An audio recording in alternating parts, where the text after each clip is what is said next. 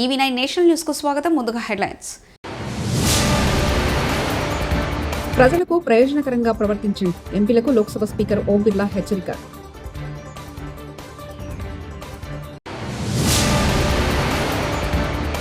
నితిన్ గడ్కరీతో నారా లోకేష్ భేటీ.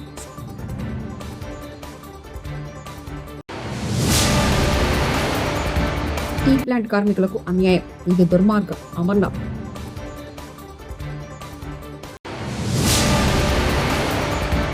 ఏడుపాయల వనదుర్గ ఆలయం వద్ద మంజీరా వరద ప్రవాహం.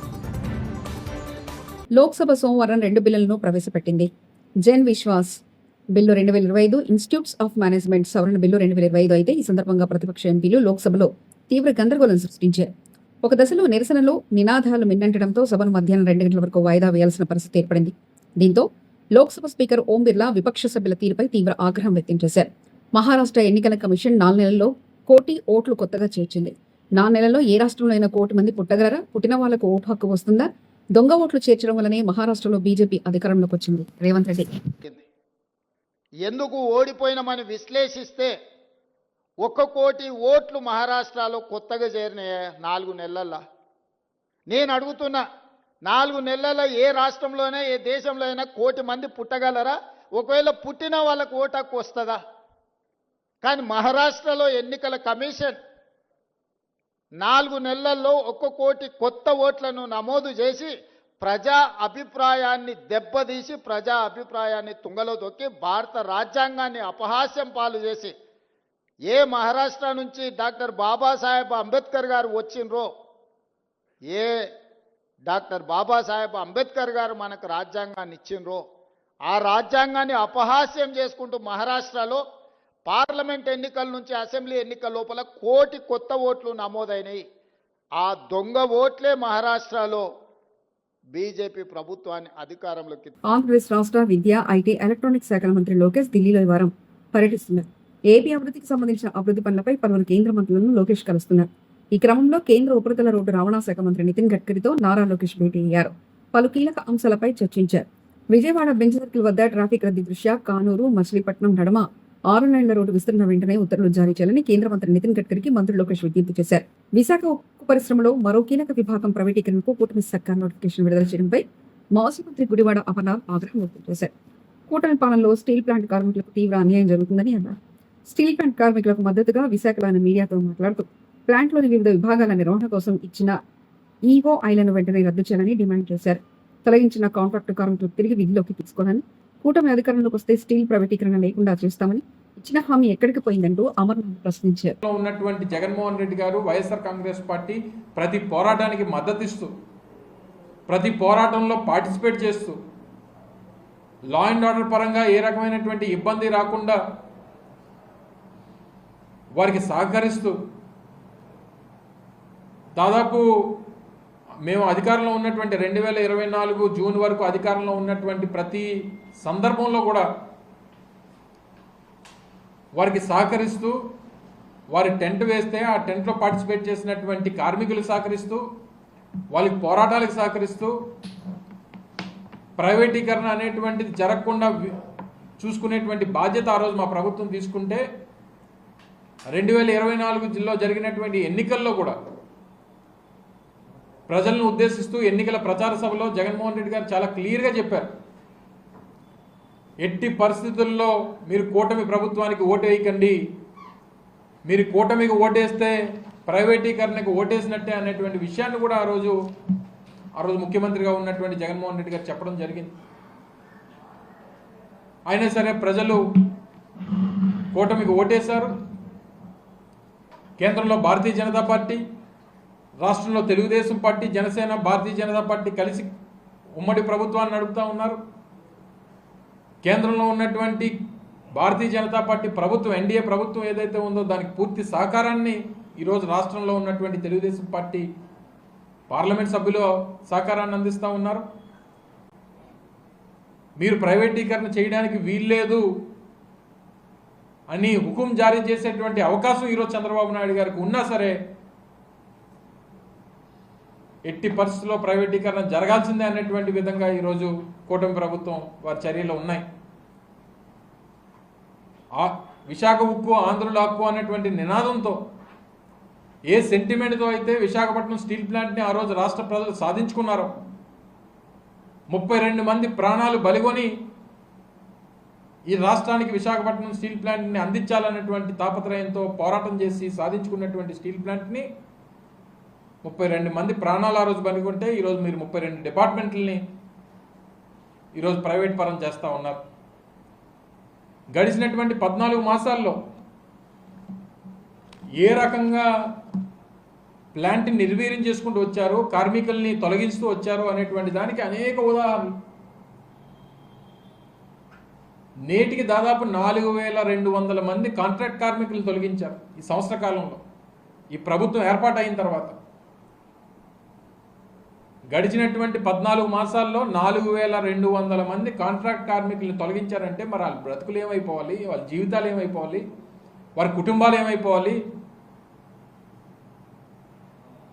దీనికి సమాధానం ఎవరు చెప్తారు? చంద్రబాబు నాయుడు చెప్తారా, నరేంద్ర మోడీ గారు చెప్తారా, లేకపోతే పవన్ కళ్యాణ్ గారు చెప్తారా?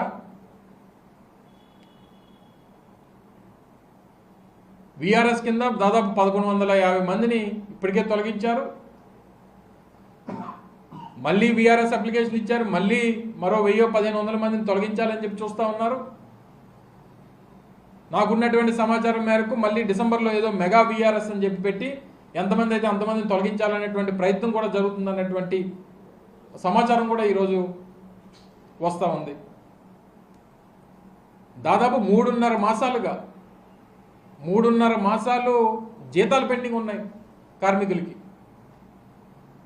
ప్రతి కార్మికుడు వారికి ఉన్నటువంటి పిల్లల్ని చదివించుకోవడానికో, లేకపోతే వారికి సొంత ఇల్లు ఉండాలని చెప్పి ఇల్లు కొనుక్కుంటేనో, లేకపోతే అవసరమని చెప్పి బైకో కారో కొనుక్కుంటేనో, ప్రతి నెల కట్టాల్సినటువంటి ఈఎంఐ, ప్రతి 1వ తారీఖుకి ఈఎంఐ కట్టాల్సినటువంటి పరిస్థితి వస్తేనో మీరు 3.5 మాసాలుగా జీతాలు ఇవ్వకపోతే వారి జీవితాలు ఏమైపోవాలి, వారి పిల్లల భవిష్యత్తు ఏమైపోవాలి? లీవ్ ఎన్కాష్మెంట్ తీసేశారు, ప్రతి నెల వచ్చేటువంటి ఇన్సెంటివ్ తీసేశారు, ప్రతి సంవత్సరం ఇచ్చేటువంటి ఎల్టీసీ ఎల్ఎల్టీసీని తొలగించారు.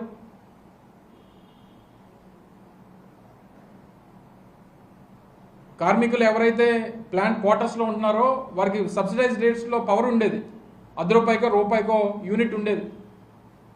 అటువంటిది యూనిట్ ₹9 చేశారు. ప్రకాశం బ్యారేజ్ కు భారీ పెరుగుతున్న వరద. మొదటి ప్రమాద హెచ్చరిక జారీ చేసిన అధికారులు. 70 గేట్లు ఎత్తి దిగువకు నీరు విడుదల. ప్రస్తుతం 2.84 లక్షల క్యూసెక్ల అవుట్ఫ్లో.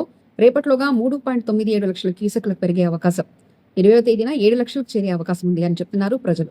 మత్స్యకారులను అప్రమత్తం చేస్తున్న అధికారులు.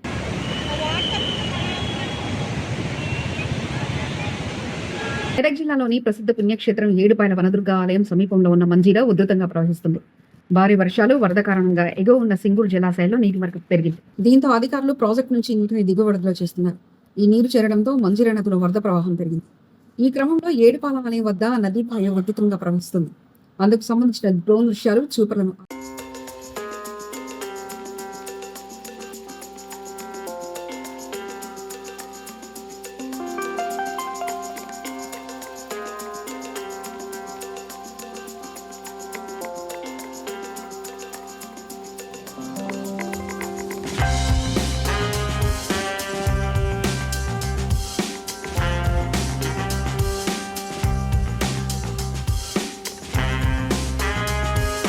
భారీ వర్షాల నేపథ్యంలో నిజామాబాద్లోని శ్రీరామ్ సాగర్ జలాశయం నిండుకుండలా మారింది. అధికారులు 8 గేట్లెత్తి దిగువకు నీటిని విడుదల చేశారు. సాగర్ దిగువన గోదావరి ఉప్పొంగి ప్రవహిస్తుంది. ప్రాజెక్టు పూర్తిస్థాయి నీటి మట్టం 1091 అడుగులు కాగా ప్రస్తుతం 1088 అడుగులకు చేరుకుంది. ప్రాజెక్టు పూర్తి నీటి నిల్వ సామర్థ్యం 80.5 టీఎంసీలు కాగా ప్రస్తుతం 72.23 టీఎంసీలుగా నమోదైంది.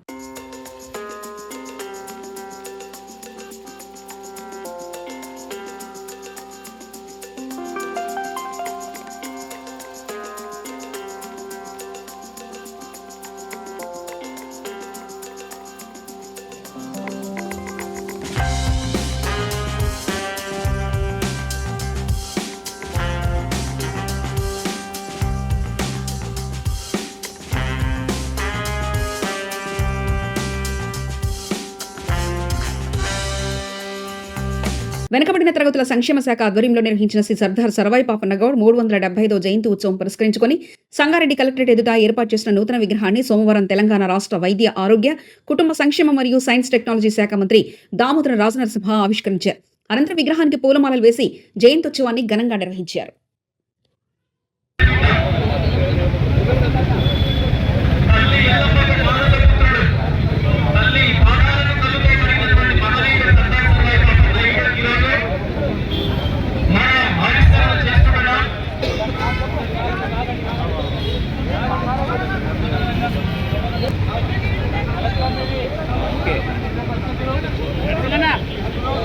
सर ఒక photo sir okay okay okay sir okay okay okay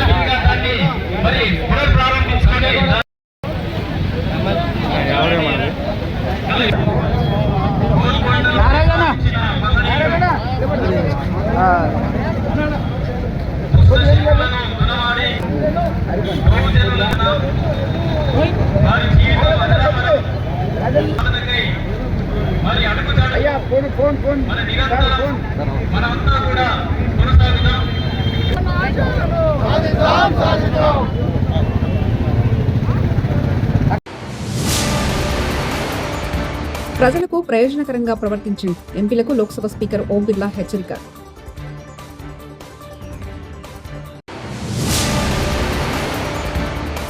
Nitin గడ్కరీతో Nara Lokesh భేటీ.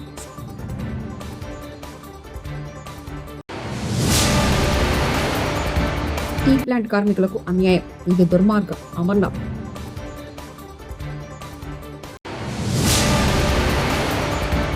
ఏడుపాయల వనదుర్గ ఆలయం వద్ద పంజీరా వరద ప్రవాహం. ఇవి బులెటిన్ విశేషాలు. చూస్తూనే ఉండండి EV9 నేషనల్ న్యూస్.